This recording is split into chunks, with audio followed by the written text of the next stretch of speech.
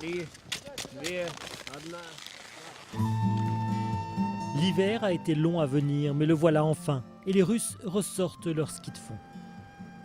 Холодно. Холодно очень. Это прекрасный спорт. À 73 ans, Anna est la plus âgée. Les Jeux à Sotchi, bien sûr qu'elle les suivra avec passion. Это гордость России, потому что в нашей стране будут проводиться соревнования. А удачи всем сильнейшим. 2, 1, marche. Pour un peuple qui a été habitué à tant de secousses dans son histoire, les Russes ont cette fois l'impression qu'avec les Jeux, ils sont en train de repartir. Результат на Сочинской Олимпиаде, он будет гораздо лучше, чем тот, который был, может быть, 5-10 лет назад. У нас другой настрой. Мы настроены на победу.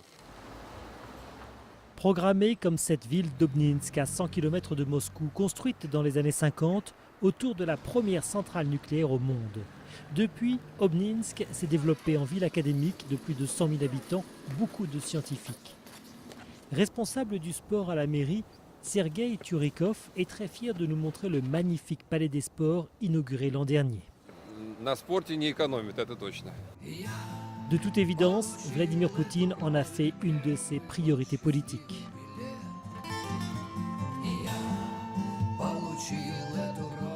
Dans une autre salle, sous le regard protecteur du président, Sergueï nous présente un des héros de la ville, Alexandre Savine, champion olympique de volley. Le sport, enjeu géopolitique, il répond en citant Margaret Thatcher. Имидж государства зависит от двух самых вещей. Это первое, количество ракет, чем больше, тем лучше. И второе, это количество, чем больше, тем лучше, золотых олимпийских медалей. Alexandre est bien sûr ravi que son pays accueille les Jeux, mais il aimerait qu'un peu plus d'argent arrive dans son école de volley. Il sait que c'est en dépensant 37 milliards d'euros à Sotchi que la Russie se fait une place dans le monde. Если бы у России не было бы денег, она была никому не нужна. Ни Ирану, ни Сирии, ни еще, ни Франции тоже. Это весь мир такой.